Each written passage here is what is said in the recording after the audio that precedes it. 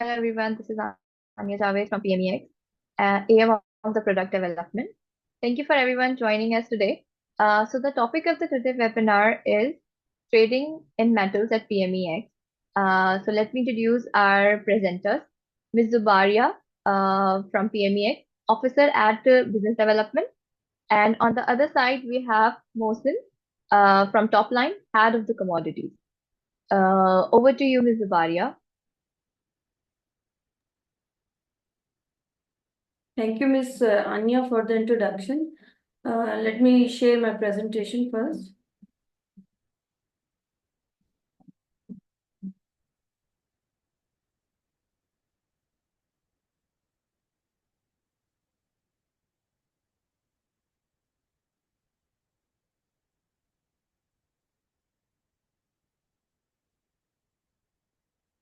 तो हमारी आज की प्रेजेंटेशन का जो टॉपिक है वो है trading commodities at Pakistan mercantile exchange. Basically मेरी प्रेजेंटेशन का टॉपिक है trading commodities at Pakistan mercantile exchange. तो मैं इसको स्टार्ट करती हूँ। ट्रेडिंग के बारे में, कमोडिटीज के बारे में, और जब हम बात करते हैं मर्केंटाइल एक्सचेंज और फ्यूचर्स एक्सचेंज, तो इससे इसके लिए हमारा फाइनेंशियल मार्केट के बारे में थोड़ा सा जानना बहुत ज़रूरी है। जैसे फाइनेंशियल मार्केट के अंदर सप्लाई ऑफ कैपिटल हो रहा होता है, डिमांड ऑफ कैपिटल हो रहा होता है, और ये समटाइम्स डायरेक्टली डील हो रहा होता है, समटाइम्स ये ओवर द काउंटर चीज़ें डील हो रही होती हैं। सप्लाई ऑफ कैपिटल के अंदर इन्वेस्टर्स होते हैं, इधर इस साइड पे आपको एक्सेस ऑफ मनी नजर आएगा, जबकि डिमांड साइड पे डिफरेंट बिजनेसेस इन्वॉल्व होते हैं और शॉर्ट ऑफ कैपिटल होता है। फाइनेंशियल मार्केट का काम ये होता है कि जो ये डिमांड एंड सप्लाई का काम हो रहा होता है, तो इन इसके दौरान जो इश्यूज राइज हो रहे होते हैं, जैसे ट्रस्ट है, डिफॉल्ट है, अवेयरनेस के कुछ इश्यूज आ जाते हैं, फिर प्राइसिंग का इशू आ जाता है, तो फाइनेंशियल मार्केट जो है वो इसको रिजॉल्व कर रहा होता है। अब हम देखेंगे कि फाइनेंशियल मार्केट हमारे पास किस तरह की होती हैं। इनडायरेक्ट एक्सेस के अंदर आपके पास इंश्योरेंस कंपनीज आ जाती हैं, म्यूचुअल फंड्स के अंदर आपके पास डिफरेंट एएमसीज आ जाती हैं। डायरेक्ट एक्सेस के अंदर आपके पास इक्विटी मार्केट, जैसे Pakistan stock exchange, money market के अंदर आपको बैंक्स, डिफरेंट बैंक्स मिल जाएंगे, और कमोडिटी एक्सचेंज में पाकिस्तान मर्केंटाइल एक्सचेंज आपको एक डायरेक्ट एक्सेस की मार्केट मिलेगी। जब हमने कमोडिटी मार्केट की बात की, तो हमारे लिए ये जानना बहुत जरूरी है कि कमोडिटी होती क्या है। Commodity is anything which can be bought against payment. Commodities दो तरह की होती हैं, टेंजिबल हैं और इनटेंजिबल हैं। टेंजिबल के अंदर आपको gold price and crude oil की ऑप्शन मिलेगी। इनटेंजिबल के अंदर आपको indices, currencies and interest rates, ये आपको ऑप्शंस मिलेंगे।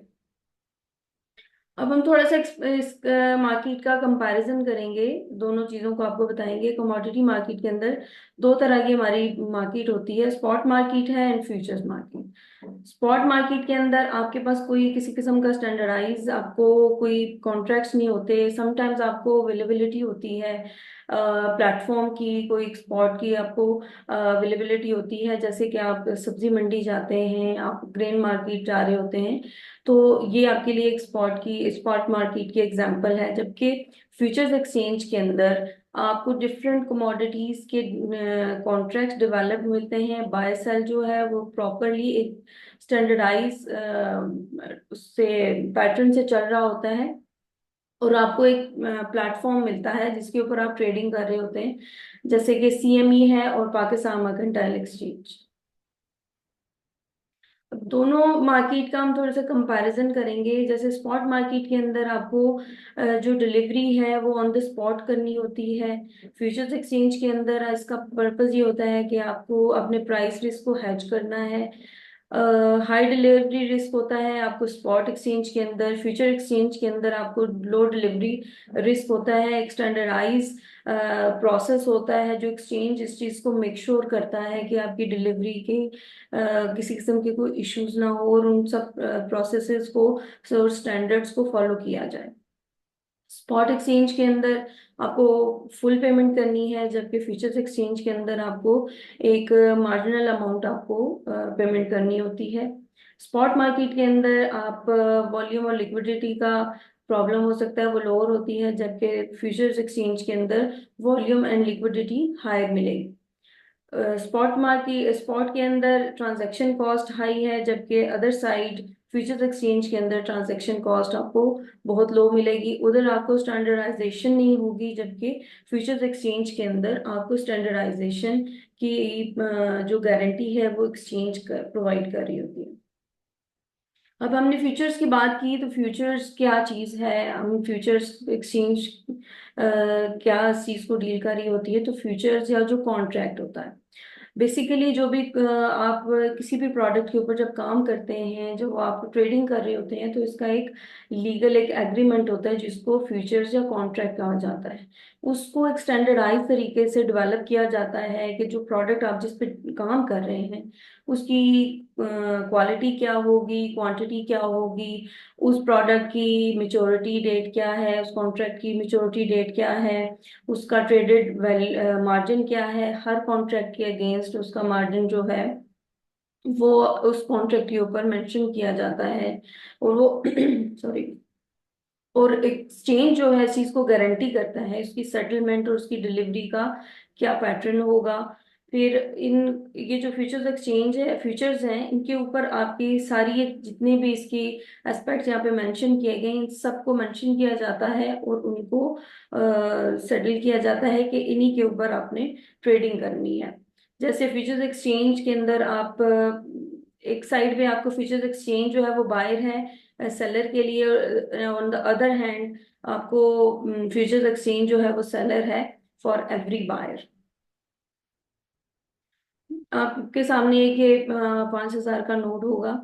अब इसके अगेंस्ट आप किसी किस्म की कोई किसी बंदे के नाम पे रजिस्टर्ड नहीं होता, इसके अगेंस्ट कोई आप कोई अंडरलाइंग एसेट नहीं है, तो हम इसको एक फ्यूचर्स कॉन्ट्रैक्ट या फ्यूचर का कॉन्ट्रैक्ट आप इसको नहीं कह सकते हैं।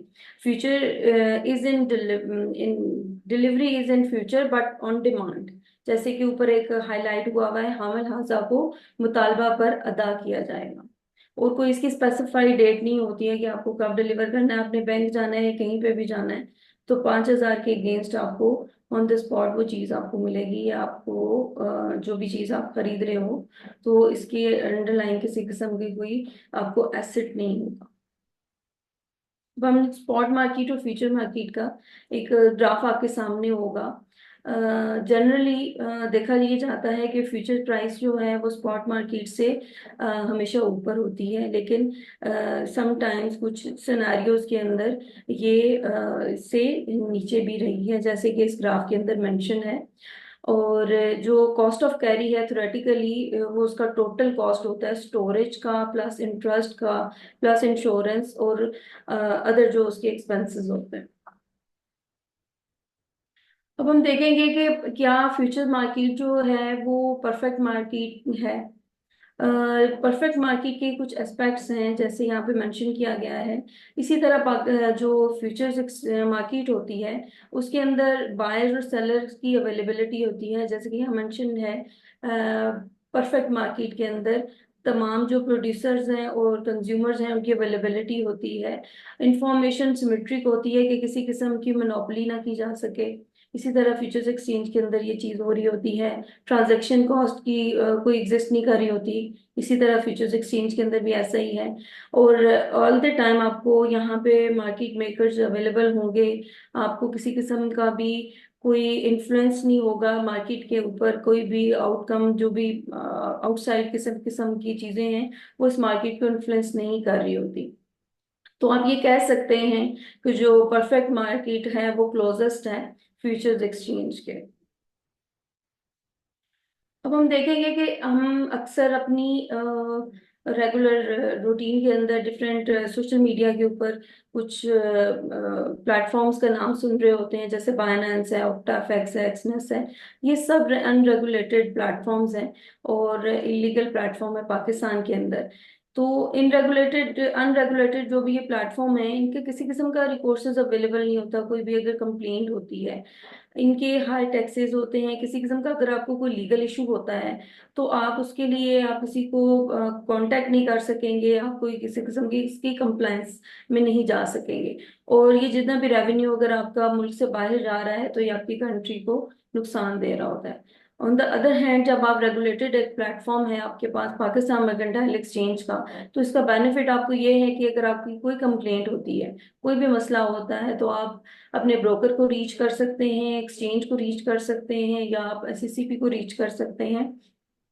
हमारे लोअर टैक्सेस होते हैं, 5% सीजीटी है, नो लीगल इश्यूज हैं, और जो भी रेवेन्यू जनरेट हो रहा होता है वो कंपनी के सॉरी कंट्री के अंदर होता है, तो वो आप अपनी कंट्री को बेनिफिट दे रहे होते हैं। स्पेकुलेशन एंड गैम्बलिंग, इनका थोड़ा सा डिफरेंस हम देखेंगे कि स्पेकुलेशन दोनों के अंदर जो है वो एक हाई रिस्क प्रोस्पेक्ट को मैनेज कर रहे होते हैं और मनी को मैनेज कर रहे होते हैं।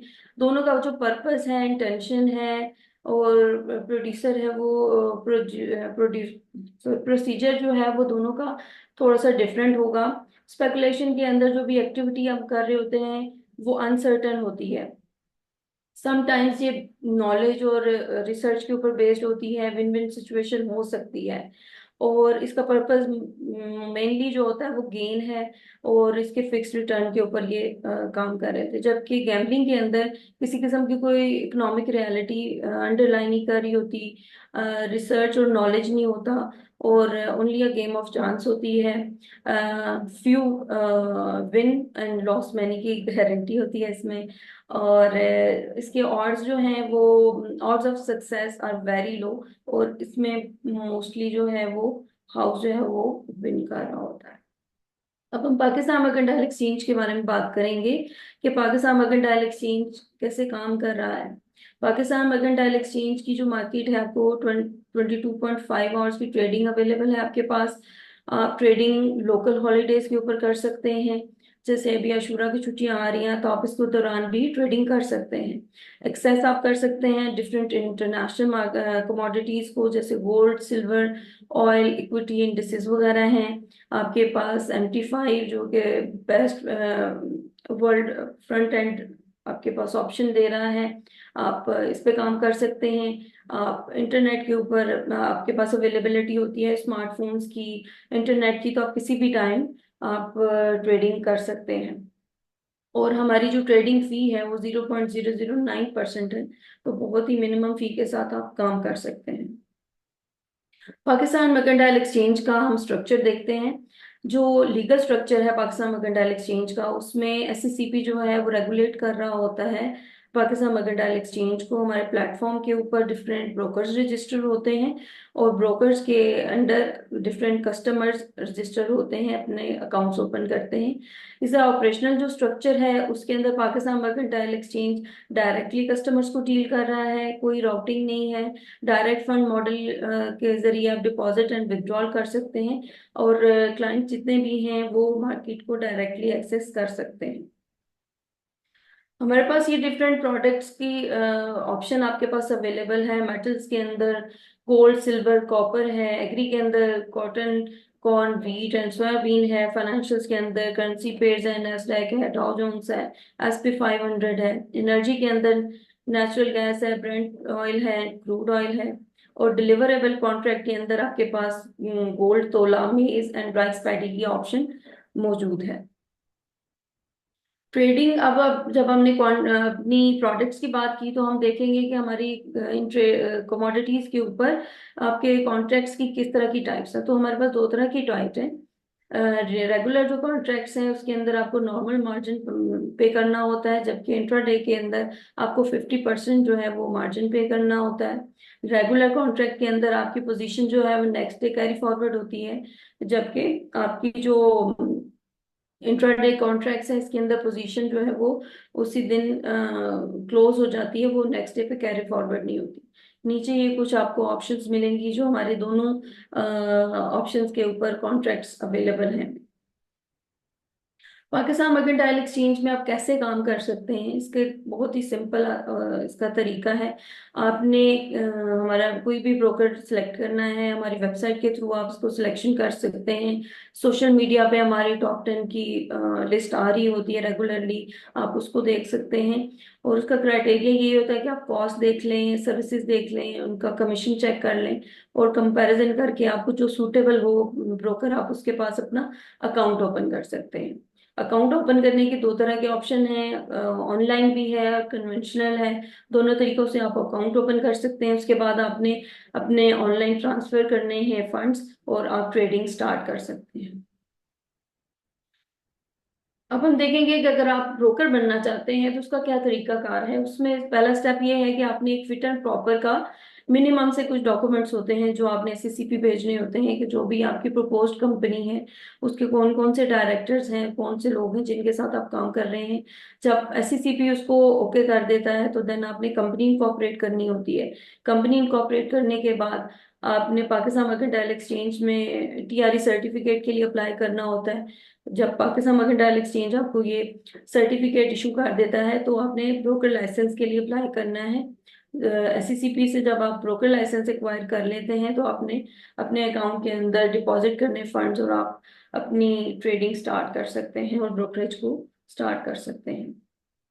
इन्वेस्टर एजुकेशन पे बात करेंगे कि आपको तीन ऑप्शंस आपके पास अवेलेबल हैं। आप ऑनलाइन रिसोर्सेज के जरिए भी एजुकेट कर सकते हैं उसको। ये डिफरेंट वेबसाइट्स हैं, आप इनको गो थ्रू कर सकते हैं। वेबिनार जो हमारे वीकली हो रहा होता है, आप उसको ज्वाइन कर सकते हैं। हम डिफरेंट टॉपिक्स के ऊपर डिफरेंट ब्रोकर्स के साथ काम ये वेबिनार कर रहे होते हैं, तो आपके नॉलेज में इसके जरिए भी इजाफा हो सकता है। इसके बाद आपके पास ऑप्शन है कि आप डेमो ट्रेडिंग कर सकते हैं, और उसके जरिए आप लर्न कर सकते हैं। इन्वेस्टर कंप्लेंट के आपके पास ऑप्शंस मैंने पहले भी बताए हैं कि आप पाकिस्तान मर्केंटाइल एक्सचेंज में अपनी कोई भी कंप्लेंट है तो उसको लॉन्च कर सकते हैं। आप हमारे कस्टमर सपोर्ट पे कांटेक्ट कर सकते हैं, आप अपने ब्रोकर की वेबसाइट को विजिट कर सकते हैं। कोई भी आपकी अकाउंट ओपनिंग फॉर्म है तो वो हमारे सपोर्ट पे आप सेंड करके जो भी आपकी क्वेरी क्वेरी है या कोई भी कंप्लेंट है वो आप कर सकते हैं। आप हमारी एक्सचेंज के ऊपर, हमारी वेबसाइट के ऊपर लिंक भी दिया हुआ है, एड्रेस मेंशन किया हुआ है हमारे चीफ रेगुलेटरी ऑफिसर का। आप अपनी कोई भी कंप्लेंट फॉर्म उसके ऊपर सेंड कर सकते हैं, और उसके बाद आप एससीसीपी जो के रेगुलेटर है, आप उनको भी इस लिंक के जरिए रीच कर सकते हैं और अपनी कंप्लेंट उनको लिखवा सकते हैं।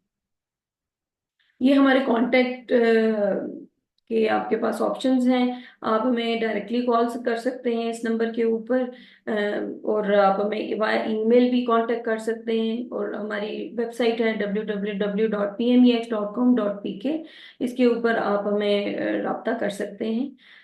Thank you. मेरी प्रेजेंटेशन बस कंप्लीट होगी। Thank you.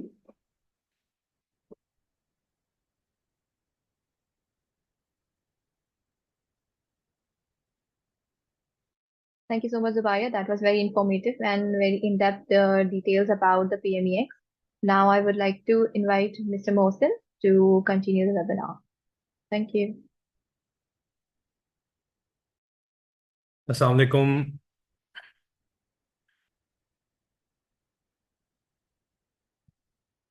अस्सलाम वालेकुम जी। फर्स्ट ऑफ ऑल तो सबसे पहले तो मर्केंटाइल एक्सचेंज का शुक्रिया अदा करना चाहूँगा मैं कि उन्होंने टॉप 9 सिक्योरिटीज़ को ये अच्छी एक अपॉर्चुनिटी दी कि यहाँ पर आगे प्रेजेंट किया जा सके। आज का हमारा टॉपिक जो है ये है trading metals at Pakistan mercantile exchange. तो मैं यहाँ पर अपनी जो प्रेजेंटेशन है उसका आगाज़ करता हूँ।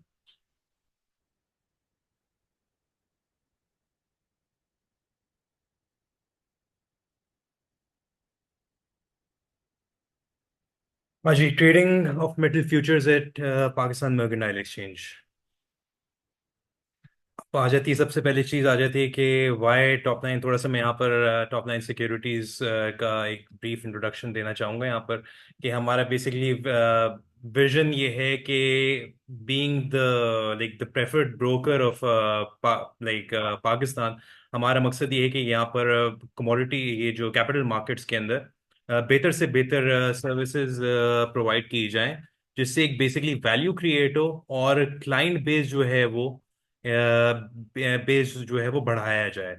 तो ये सबसे हमारा यहाँ पर विजन है टॉप लाइन के ऊपर, जो कि जिस पे हमारा फोकस होता है। और इसी को लेके अगर चलते हैं तो हमारी जो बेसिकली हम यहाँ पर टॉप लाइन सिक्योरिटीज के अंदर, इक्विटीज के अंदर, पीएसएक्स के अंदर भी हम ब्रोकर हैं। यहाँ पर हम बॉन्ड्स भी ट्रेड करते हैं, कमोडिटी जैसे कि मर्केंटाइल एक्सचेंज के अंडर भी हम लाइसेंस होल्डर हैं। अंडरराइटिंग भी होती है, बुक रनर्स, कंसल्टेंट और रिसर्च इक्विटी, खास तौर पे बेसिकली रिसर्च एंटिटी भी हम हैं। फिर अब फोकस करते हैं यहाँ पर, जो जो हमारा आज का टॉपिक है वो है मेटल्स ट्रेडिंग एट पीएमईएक्स। स्टार्ट करेंगे। मेटल्स बेसिकली होते क्या है? मेटल बेसिकली एक ग्रुप है एलिमेंट्स का, जिनके अंदर एक स्पेसिफिकली एक यूनिक प्रॉपर्टी है कि वो हाई कंडक्टर्स ऑफ इलेक्ट्रिसिटी और थर्मल, इसके जो है वो थर्मल कंडक्टर्स होते हैं। जैसे कि आपके गोल्ड हो गया, सिल्वर हो गया, प्लैटिनम हो गया, पैलेडियम और कॉपर हो गया। अब आ जाते हैं कि इसकी बेसिकली कितने टाइप के ये मेटल्स हैं और इसकी क्या क्लासिफिकेशंस है। मेटल्स पे अगर हम आते हैं तो दो किस्म के मेटल्स होते हैं। प्रेशियस मेटल्स होते हैं, उसके बाद जो है वो बेस मेटल्स होते हैं, जो कि मर्केंटाइल एक्सचेंज पे ट्रेड होते हैं। उसमें अगर आप आए तो प्रेशियस मेटल्स के अंदर गोल्ड है, सिल्वर है, प्लैटिनम है और पैलेडियम है। बेस मेटल्स के अंदर अगर आप आ जाएं तो उस पे कॉपर। मूविंग फॉरवर्ड, अब थोड़ा सा हम डिफ्रेंशिएट करेंगे कि बेस मेटल और प्रेशियस मेटल के अंदर फर्क क्या होता है। बेसिकली अगर आप देखें तो precious metals are rare organically occurring metallic elements. Basically ये वो मेटल्स होते हैं जो कि ऑक्सीडाइज और कोरोड नहीं होते हैं नेचुरली। प्रेशियस मेटल जैसे कि आपका गोल्ड हो गया, सिल्वर हो गया, प्लैटिनम हो गया, पैलेडियम हो गया, ये कोरोड नहीं होता है। इसी तरह अगर आप बेस मेटल्स को देखें, जिसमें जैसे कॉपर, लेड, जिंक हो गए, ये बेसिकली नेचुरली ऑक्सीडाइज हो सकते हैं, कोरोड हो सकते हैं। That is what distinguish between these two, precious और बेस मेटल्स के बीच में। अब आ जाते हैं हम थोड़ा सा ये कॉन्ट्रैक्ट स्पेसिफिकेशंस है मेटल्स की। जैसे कि अभी जुबारी ने अपनी प्रेजेंटेशन के अंदर मेंशन किया, तो मैं यहाँ थोड़ा सा इसको इस पर हाईलाइट करूंगा। जैसे गोल्ड हो गया, जो मर्केंटाइल एक्सचेंज के ऊपर ट्रेड होता है, इसके अंदर मिली आउंस, 1 आउंस, 10 आउंस, 100 आउंस के कॉन्ट्रैक्ट जो फ्यूचर्स के। और फिजिकल एस्पेक्ट अगर आप देखें तो तोला गोल्ड है, और उसकी जो है वो डिलीवरी जो है वो मिनिमम 10 तोला की अगर आपके पास, तो हम डिलीवरी ले सकते हैं। और 2.25% जो है वो फ्यूचर कॉन्ट्रैक्ट्स का जो मार्जिन है। मार्जिन को अगर आप बेसिकली छोटे अल्फाजों में मैं आपको बताऊं तो ये बयाना होता है। यानी अगर फॉर एग्जांपल 5 लाख की कोई चीज़ है, तो अगर आपके पास उसका अगर 2.25% अप्रोक्सीमेटली आप उसको एक 10,000 लें, 10,000 का अगर आप बयाना रखवा रहे हैं, तो आप उस प्रोडक्ट को जो 5 लाख का है उसको आप ट्रेड कर सकते हैं। And you have to maintain that margin. जो भी उसकी प्राइस बननी है, चाहे 10,000 है, तो उसको आपको मेंटेन करना पड़ता है। सिमिलरली सिल्वर हो गया, इसके कॉन्ट्रैक्ट्स 10 आउंस, 100 आउंस, 500, 5,000 आउंसेज है।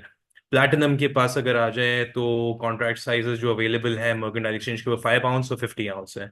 पैलेडियम को देखते हैं तो हाँ, 100 आउंस की कॉन्ट्रैक्ट है। और कॉपर को देखें तो 1,000 पाउंड और 25,000 पाउंड के कॉन्ट्रैक्ट्स हैं।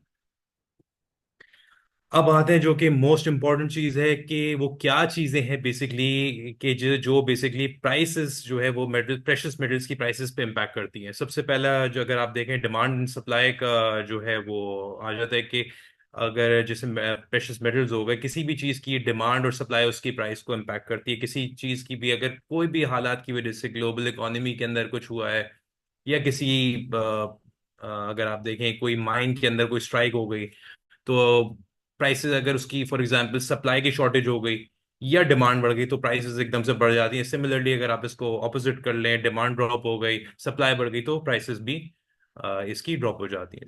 दूसरा पॉइंट पे आप आ जाए, इकोनॉमिक अनसर्टिनिटी। मेटल्स के अंदर खास तौर पे प्राइसेस जो हैं इनको इसलिए देखा जाता है कि जो इकोनॉमिक और पॉलिटिकल इंस्टेबिलिटी जब भी होती है, तो बेसिकली मेटल्स, खास तौर पे प्रेशियस मेटल्स को सेफ हेवन देखा जाता है, क्योंकि इनकी लास्टिंग वैल्यू होती है।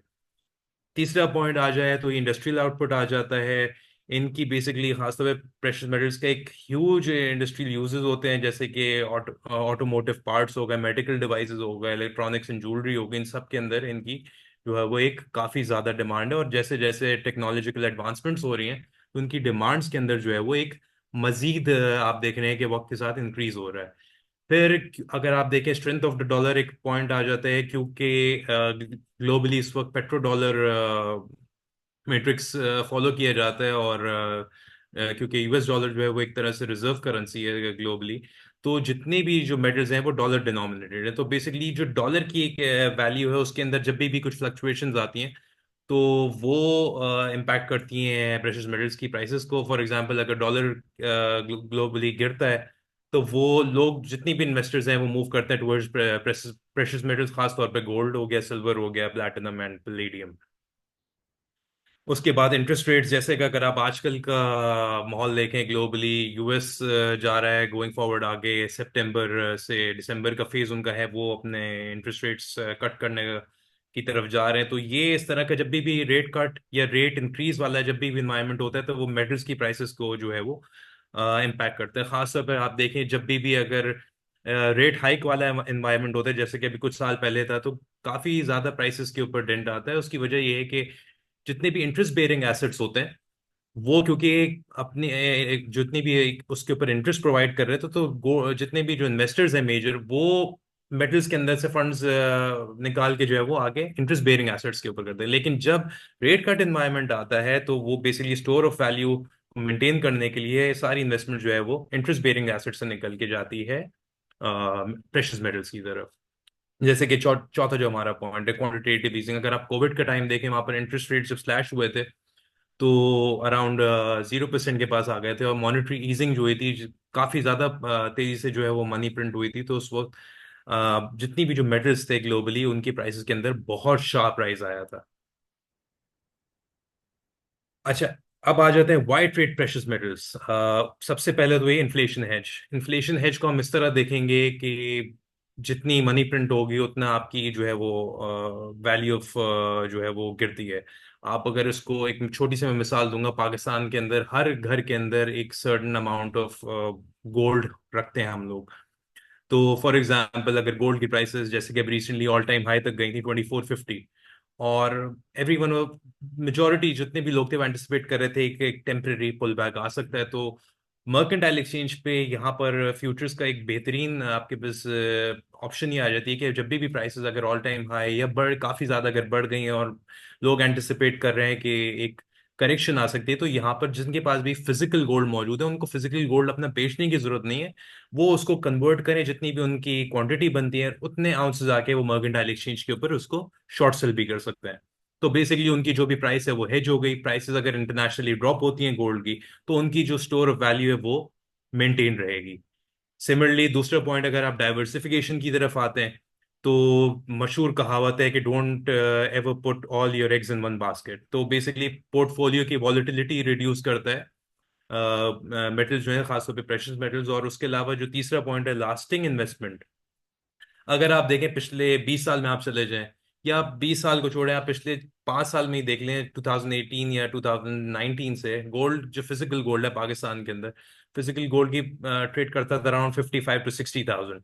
आप देखें अभी तकरीबन 240 245 के पास है। अभी भी मेरे हिसाब से प्राइस जितनी बढ़नी चाहिए थी, अगर आप डायरेक्टली इसकी कन्वर्जन निकालें अगेंस्ट यूएस डॉलर, तो पाकिस्तान के अंदर गो तोले की प्राइसेस अराउंड 275 या 2,80,000 तक होनी चाहिए थी। लेकिन प्राइसेस मतलब अभी भी रूम है मजीद बढ़ने की लोकल मार्केट के अंदर। तो मेरे हिसाब से लास्टिंग है। और गोल्ड की प्राइस, जितने भी मेटल्स हैं, गोल्ड मैं स्पेसिफिकली इसलिए जोर दे रहा हूँ क्योंकि यहाँ पर पाकिस्तान के अंदर ज्यादातर लोगों के पास गोल्ड के अंदर एक रुझान है, और दूसरा एक है मर्केंटाइल एक्सचेंज के ऊपर फिजिकल गोल्ड की भी आपके पास अवेलेबिलिटी मौजूद है परचेज करने की। आखिरी चीज आती है वैल्यू रिटेंशन। आप अगर स्टॉक्स देखें, बॉन्ड्स देखें, जितने भी ये दूसरे एसेट देखें, तो मेटल्स जो है वो अपनी वक्त के साथ साथ उनकी वैल्यू बढ़ती है, और वो एक तरह से अपनी वेल्थ प्रेजर्वेशन के लिए भी यूज किए जाते हैं। तो आप देखें अगर आज से 20 साल पहले गोल्ड तोला 5 से 10 हजार होता था, अब आप देखें 2,40,000 के पास चल रहा है। सिमिलरली अगर आप चाहें तो $700 800 की एक आउंस की प्राइस होती है, आज 2,400 पे ऑलमोस्ट है। अब सबसे इंपॉर्टेंट चीज यहां पर ये आ जाती है, what is the best metal to invest in right now. तो अगर आप देखें गोल्ड, तो अपनी जो मूव थी 2015 में 1050 के पास से, वो मूव करके बढ़ के अराउंड 2450 का इसने अभी लास्ट मंथ हाई रजिस्टर किया है। Similarly comparatively silver, palladium, platinum में अभी भी यहाँ मजीद गुंजाइश है बढ़ने की, क्योंकि बिकॉज आप अगर इनकी 2011 या जितने भी जब जब रिसेशंस आए, तो सिल्वर की प्राइसेस ने बहुत तेजी से आउट परफॉर्म किया है परसेंटेज वाइज गोल्ड को। तो सिल्वर के अंदर मेरे हिसाब से अभी भी रूम है। पैलेडियम की प्राइसेस 27-2800 तक गई थी, लेकिन उसके बाद अराउंड 3 टाइम्स जो है वो ऑलमोस्ट ड्रॉप हो चुकी है वहां से। तो लाइक 900,000 के पास इस वक्त चल रही है। तो पैलेडियम के अंदर भी इस वक्त काफी रूम है, प्लैटिनम के अंदर भी काफी रूम है। तो ये तीन चीजें हैं। और दूसरा सबसे इम्पोर्टेंट चीज ये कि इनकी वक्त के साथ साथ ये वो मेटल्स है कि इनका जैसे जैसे इंडस्ट्रियल यूज बढ़ता जाएगा, और प्लस ये रेयर मेटल्स के अंदर भी आते हैं, इनकी सप्लाई लिमिटेड है। तो इनकी प्राइस के अंदर जैसे जैसे डिमांड बढ़ेगी और सप्लाई लिमिटेड होगी, तो ऑब्वियसली इनकी वैसे ही वो फैक्टर इन होकर प्राइसेस बढ़ेंगी। तो ये तीन एक अच्छी ऑप्शंस हैं कि अभी इन पे इन्वेस्ट किया जाए। सिल्वर के अंदर बहुत पोटेंशियल है खास तौर पे। अब आते हैं हमारा मेन जो इस वक्त है मेटल के अंदर, वो है गोल्ड। ये सबसे एक मोस्ट ट्रेडेड प्रोडक्ट है। और उसके अलावा जो है मेटल्स के अंदर, और तकरीबन 27 मिलियन आउंसेस डेली जो है वो ग्लोबली ट्रेड होते हैं। मर्केंटाइल एक्सचेंज की अगर बात करें तो 60% जो एवरेज डेली ट्रेडेड वॉल्यूम है वो लीड करता है गोल्ड से। फिर सबसे जैसे कि हमने पहले इस पे डिस्कस किया, इन परचेजिंग पावर बेसिकली जो है वो प्रोटेक्ट करता है गोल्ड। और सब दुनिया का सबसे इस वक्त ज्यादा लिक्विड मेटल है। अगर आप इस यहीं पर ही देख लें इसको, तो बराबर में एक चार्ट मेंशन हुआ हुआ है टू 1973 ऑनवर्ड्स। तो गोल्ड की प्राइसेस में कभी भी बहुत बड़े अरसे के लिए ड्रॉप नहीं आया, और वो प्राइसेस कंटिन्यूसली बढ़ती ही रही हैं और नए हाईज लगाती रही हैं। अब आए थे सिल्वर। सिल्वर को देखें, इंडस्ट्रियल मेटल के तौर पे भी इसको देखा जाता है और स्टोर ऑफ वैल्यू के लिए भी यूज किया जाता है। और इसके अंदर जो बेसिकली प्राइस फ्लक्चुएशंस वो एक तो इंडस्ट्रियल यूज की वजह से भी आ जाती हैं, और वॉलेटिलिटी जो बढ़ती है। और उसके अलावा ये है कि फिर इसको गोल्ड से भी रिलेट किया जाता है। जैसे गोल्ड की प्राइसेस बढ़ती हैं क्योंकि स्टोर ऑफ वैल्यू वाली चीज इसके अंदर शामिल है। और प्लस जो डिमांड सप्लाई इंडस्ट्रियल यूज की वजह से भी इस उसका इम्पैक्ट आता है। तो प्राइसेस सिल्वर की भी यूजुअली गोल्ड को फॉलो करती है। सिल्वर का मर्केंटाइल एक्सचेंज पे देखें तो अप्रोक्सीमेटली इसका 11% जो है वो एवरेज ट्रेडेड डेली वॉल्यूम है। और सबसे इम्पोर्टेंट चीज ये है कि सिल्वर क्योंकि कंपैरेटिवली बहुत ज्यादा चीप है इस वक्त, तो उसकी अफोर्डेबिलिटी भी जो है वो नए इन्वेस्टर्स को जो है के लिए एक काफी एक अच्छी चीज है कि वो एंट्री पॉइंट के लिहाज से सिल्वर को टारगेट कर सकते हैं। हाँ, अगर हमारे मर्केंटाइल एक्सचेंज पे भी देखें तो 2,500 से 3,000 रुपए के अंदर जो है वो एक मिनिमम बेसिकली 10 आउंस की सिल्वर का कॉन्ट्रैक्ट जो है वो आप ट्रेड कर सकते हैं। और अगर आप उस पर देखें तो रिस्क और रिटर्न के हवाले से भी काफ़ी अच्छी अपॉर्चुनिटी प्रोवाइड करता है। फिर जो इंडस्ट्रियल पावर हाउसेज आ गए हमारे, जो दो मेटल्स हैं पैलेडियम प्लैटिनम। एक तो इनकी बेसिकली इंडस्ट्रियल यूजेस बहुत ज़्यादा हैं। खासतौर पे अगर पैलेडियम को आप देखें तो ये बेसिकली कैटेलिटिकल कन्वर्टर्स हो गए गाड़ियों के, उन उसकी वजह से जो ऑटोमोटिव इंडस्ट्री है वो मूव करिए टुवर्ड्स इलेक्ट्रिक व्हीकल्स। तो उसकी वजह से भी एक तो इनकी जो है वो अंदर यूजेज बहुत ज्यादा है, और एक इसकी डिमांड में बढ़ने के डिमांड इसकी इंक्रीज होने के चांस ज्यादा है। प्लैटिनम को देखें तो इसी तरह जो इलेक्ट्रिक व्हीकल्स की बैटरीज हैं और जो कंडक्टर्स हैं उनके अंदर इसका का बहुत ज्यादा यूज होता है। फिर उसके अलावा इन क्योंकि इनका इलेक्ट्रिक व्हीकल से ज्यादा बहुत ज्यादा ताल्लुक है, तो आगे जैसे जैसे बढ़ रही है टेक्नोलॉजी और हम जो है वो इलेक्ट्रिक व्हीकल्स की तरफ बढ़ रहे हैं, तो उनकी डिमांड जो बढ़ेगी तो इनकी प्राइसेस के अंदर काफी ज्यादा जो है वो बढ़ने के चांसेस है।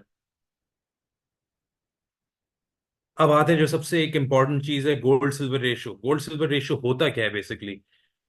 गोल्ड सिल्वर रेशियो थोड़ा सा हटके एक चीज ये है, बट इन्वेस्टर्स को हमारे यहाँ पर पता होना चाहिए जब भी मेटल्स की बात हो। गोल्ड सिल्वर रेशियो को देखा इसलिए जाता है कि basically gold, 1 ounce of gold के अंदर आप कितना जो है वो सिल्वर परचेज कर सकते हैं, तो होल्ड कर सकते हैं। तो ये बेसिकली है, अगर आप इसकी डेरिवेशन पे जाएं तो गोल्ड की जो भी प्राइस है उसको अगर आप सिल्वर की प्राइस से डिवाइड करते हैं तो आपके पास एक स्पेसिफिकली नंबर आ जाता है, रेशियो आ जाता है। दैट इज जो करंटली अभी चल रहा है, दैट इज 76.88। अच्छा, इस पे मैं थोड़ा सा इस पे बात ये करूंगा। अगर आप बराबर में इसके चार्ट देखें तो तकरीबन 7 to 8 ईयर्स से ये जो रेशो है बिटवीन 75 to 90 के पास जो है ये इसको कि इस रीजन के अंदर चल रहा होता है। तो बेसिकली इंडिकेट बेसिकली हम इसको इस वजह से देखते हैं कि अगर रिसेंटली आप देखें गोल्ड 2450 तक गया था, तो अराउंड 90 तक ये चला गया था गोल्ड सिल्वर रेशियो। तो इंडिकेट ये करता है कि अगर गोल्ड की प्राइसेस काफी ज्यादा बढ़ चुकी हैं, सिल्वर ने फॉलो थ्रू नहीं किया है, तो दैट मीन्स या तो गोल्ड के अंदर एक मेजर करेक्शन आने वाली है,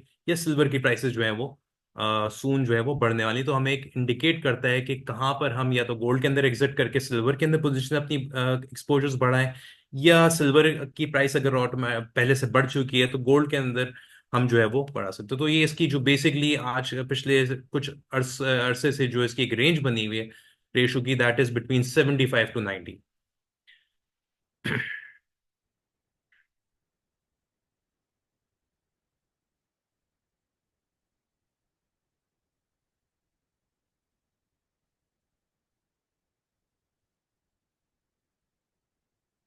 अब थोड़ा सा यहाँ पर हम अपनी प्रेजेंटेशन के सो कंक्लूजन की तरफ आ रहे हैं। यहाँ पर बेसिकली थोड़ा सा मैं टेक्निकल एनालिसिस गोल्ड और सिल्वर के ऊपर थोड़ा सा देना चाहूंगा। गोल्ड अगर आप देखें अभी रिसेंटली जो प्राइसेस खासतौर पे हमारे इन्वेस्टर्स के लिए ये मैंने स्पेशली मेंशन किया है यहाँ पर, कि गोल्ड की प्राइसेस अगर आप देखें अभी जो रीसेंट हाई था 2401 का, उस हाई के पास रेजिस्टेंस आप अगर यहाँ देखें तो 3 से 4 बार ये टॉप्स ट्रेड हुए हैं। जब तक प्राइस गोल्ड की इस वक्त 2406.5 के नीचे ट्रेड कर रही है, तो एक करेक्टिव पुल बैक गोल्ड के अंदर आ सकते हैं बिटवीन 23 से 60, जैसे कि हमने कल देखा।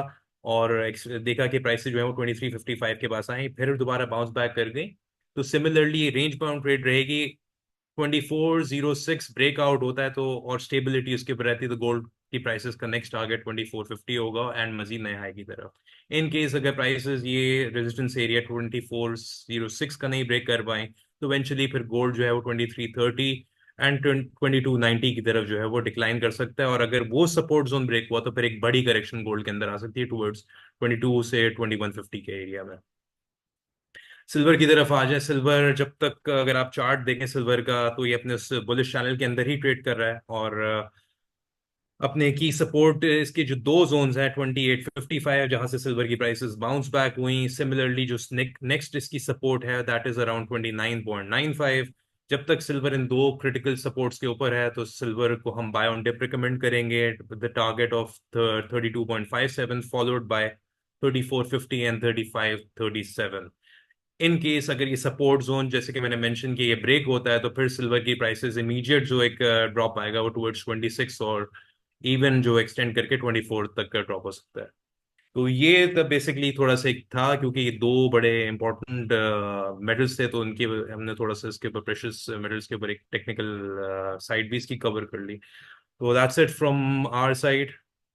तो उसके अलावा बेसिकली थोड़ा सा मैं यहाँ पर एंड के अंदर ये ब्रीफ करूंगा कि टॉप लाइन सिक्योरिटीज अगर आपने अकाउंट ओपन करना है, तो you just need CNIC copy और सोर्स ऑफ इनकम के डॉक्यूमेंट, ईमेल एड्रेस, और आप घर बैठे बैठे जो है वो ऑनलाइन पोर्टल के थ्रू, डिजिटल अकाउंट के थ्रू जो है वो मर्केंटाइल एक्सचेंज के ऊपर अकाउंट ओपन कर सकते हैं थ्रू टॉप लाइन सिक्योरिटीज। तो ये हमारे की कॉन्ट्रैक्ट्स हैं, और इनसे यहाँ पर आप रब्ता किया जा सकता है टॉप लाइन सिक्योरिटीज के ऊपर। और that's it. Thank you so much Pakistan mercantile exchange का वंस अगेन इस अपॉर्चुनिटी के लिए। तो यहाँ पर हम अपनी प्रेजेंटेशन कंक्लूड करते हैं। तो अनाया को मैं यहाँ से दोबारा रिक्वेस्ट करता हूँ कि वो ज्वाइन करें। Thank you. Thank you so much. Thank you so much, Mohsin. That was very informative and very detailed information about the metals. And I hope that might clear a lot of questions and confusion about the trading in metals. So now we are heading towards the question answer session. And I would like to request all of our attendees to ask any question. They could just raise their hands through the question answer option next to the chat, or they can just type their question into the chat and I will read it out.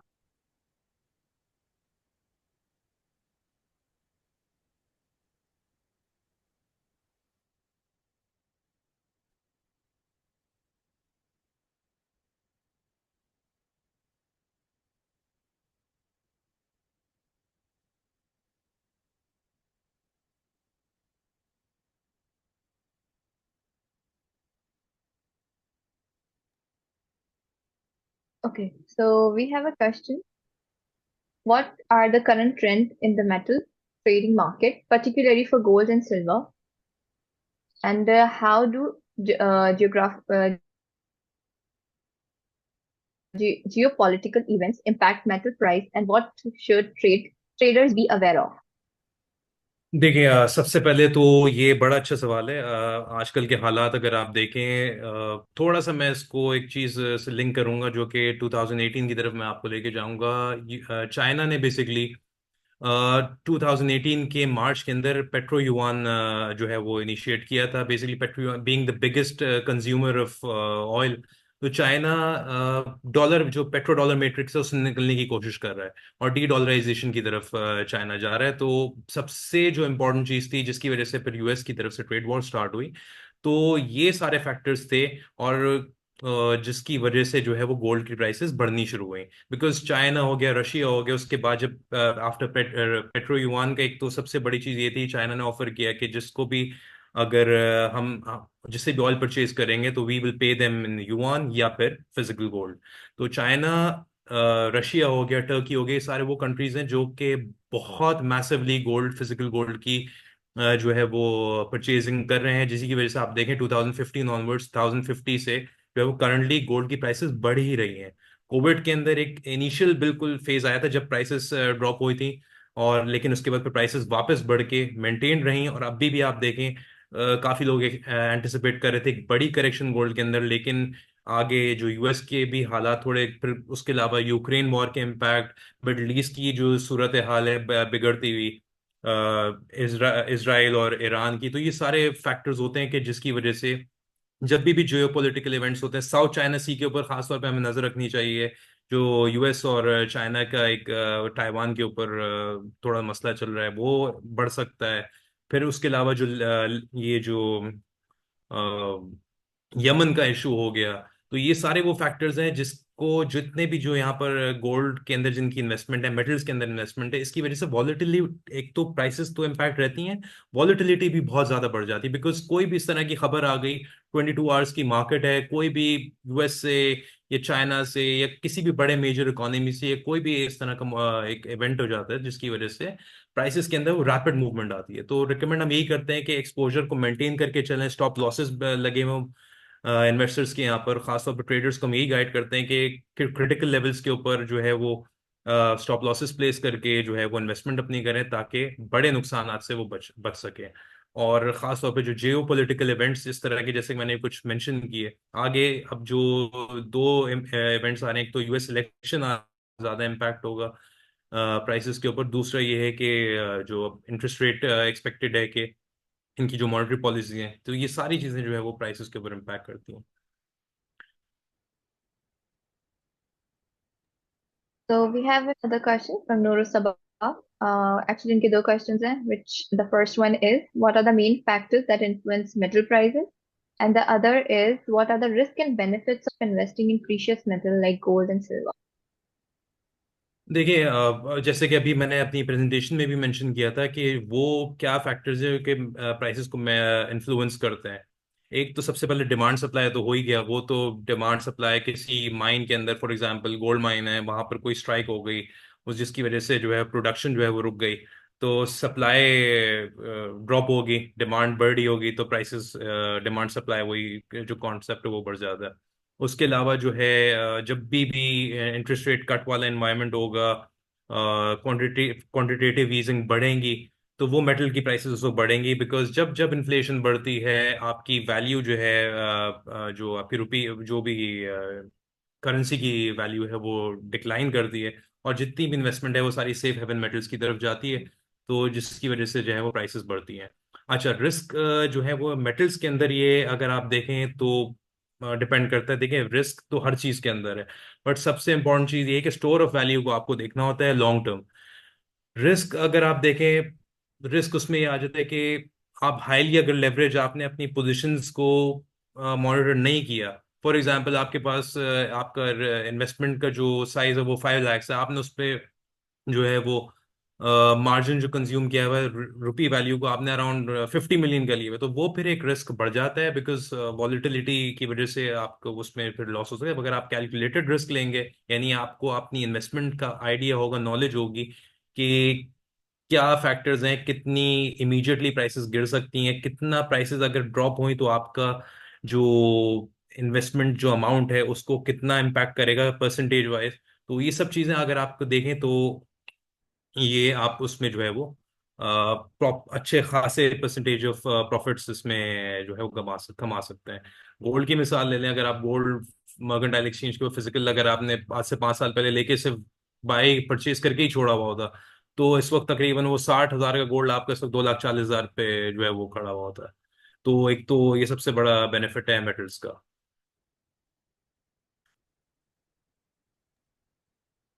Okay, so we have another question as well, which is how do economic indicators such as inflation and interest rate affects metal prices? देखिए, मैंने अभी जैसे कि जिक्र किया, इस पे inflation का मतलब ये है कि प्राइसेस जो है वह नॉर्मली बढ़ रही हैं। और जब भी इन्फ्लेशन आती है, अगर आप देखें जितने भी जो इकोनॉमीज है ग्लोबली, वो अपने इंटरेस्ट रेट्स कट डाउन करना शुरू कर देती हैं। जब इंटरेस्ट रेट कट डाउन होने शुरू होते हैं, इसका मतलब मनी प्रिंटिंग बढ़नी शुरू हो गई। यानी इकोनॉमीज जितने भी जो गवर्नमेंट्स हैं वो बेसिकली लोगों को क्या कहते हैं उसको, लाइक फैसिलिटेट करते हैं कि वो बिजनेस एक्टिविटी बढ़ाएं जब भी इंटरेस्ट रेट कट डाउन वाला एनवायरनमेंट आ रहा हो। तो जब इंटरेस्ट रेट बढ़ रहे होते हैं तो दैट मीन गवर्नमेंट चाह रही है कि लोग पैसा अपना मार्केट से निकालें बाहर। तो उसी वजह से जो है वो जितने भी बैंक जो है वो आपको हायर इंटरेस्ट रेट प्रोवाइड करते हैं। जब भी हायर इंटरेस्ट रेट इन्वायरमेंट होगा, तो क्योंकि गोल्ड या मेटल जितने भी हैं वो इंटरेस्ट बेयरिंग एसेट्स नहीं है, तो उस वजह से उसमें से इन्वेस्टमेंट निकल के डाइवर्ट होती है टुवर्ड्स इंटरेस्ट बेयरिंग एसेट्स के अंदर। जब इन्फ्लेशन बढ़ जाती है तो फिर उसमें यह है कि बिजनेस एक्टिविटी को बढ़ाने के लिए जितने भी जो जैसे गवर्नमेंट्स हो गई वो अपने इंटरेस्ट रेट कट डाउन करती हैं। जब कट डाउन करती हैं, इन्फ्लेशन मजीद बढ़ती है, मनी प्रिंटिंग ज्यादा होती है, और उसकी वजह से जो है वो मनी प्रिंटिंग की वजह से फिर जो है ये आपकी उसको स्टोर ऑफ वैल्यू के तौर पे रखा जाता है मेटल्स को। So we have a very interesting question as well. Okay, so the activities in which countries make impact on gold rate? Sorry, Activities in which countries make आवाज impact on a जी। gold rates? देखिए Can you hear me? सबसे पहले तो देखिए, बिल्कुल बिल्कुल जी, मुझे आपका मैसेज जो क्वेश्चन है वो आ गया। अच्छा, एक्टिव देखिए, सबसे पहले तो इम्पैक्ट गोल्ड के अंदर, बेसिकली गोल्ड के रेट्स के अंदर हमें सबसे पहले तो फोकस हमारा होता है यूएस इकोनॉमी के ऊपर, सेकेंडली चाइना, एंड उसके बाद यूरोजोन। ये तीन मेजर चीजें हैं। और उसके अलावा अगर फिजिकल गोल्ड की तो इंडिया को भी हम देख सकते हैं। तो सबसे पहले जो एक्टिविटीज वो ये हैं कि एक तो यूएस का जो मॉनेटरी पॉलिसी इनकी जो जब भी होती है, और जो फेडरल रिजर्व बैंक है वो उनकी क्या आगे तरीकेकार है, क्या अपनी वो इकोनॉमी को किस तरह लेके चलेंगे, either they going to cut interest rates या उसको कंटिन्यू रखेंगे इसी higher higher interest rate environment को। इसी तरह यूरोजोन पे हमें नजर रखनी होती है। फिर उसके अलावा जो मैन्युफैक्चरिंग नंबर्स आते हैं, इन्फ्लेशन के नंबर्स आते हैं, ये सारी चीजें हैं खासतौर पे यूएस, यूरोजोन और जो चाइना, एशिया वगैरह देखें चाइना, तो इन सब के जो है वो ये सारे चीजें हैं जिनका इम्पैक्ट आता है गोल्ड के रेट्स के ऊपर।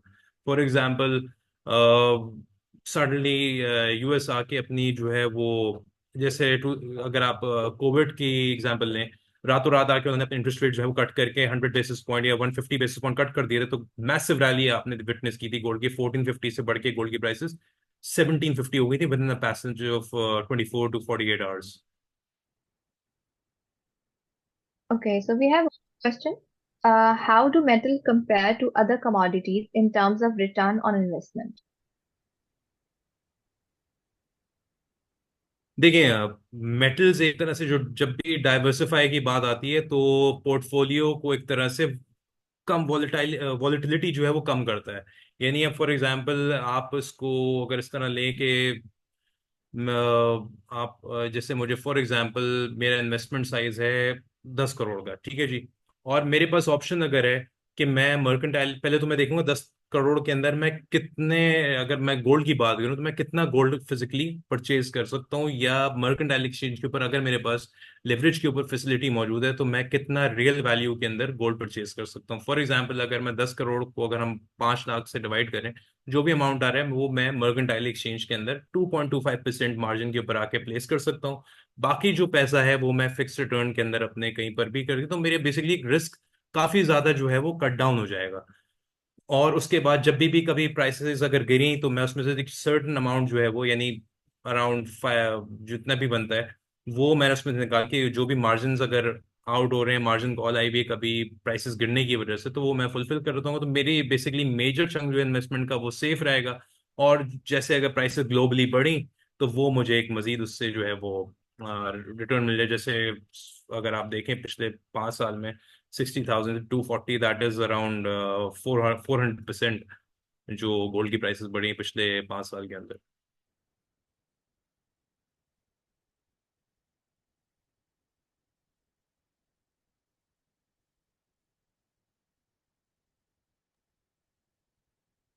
Thank you so much, Mohsen. That was very informative and in detail.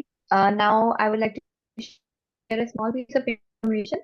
The webinar happens on every Wednesday, and we would like to invite all of our attendees to join. And thank you so much. We will see you on next Wednesday. Allah Hafiz. Thank you so much, thank you so much.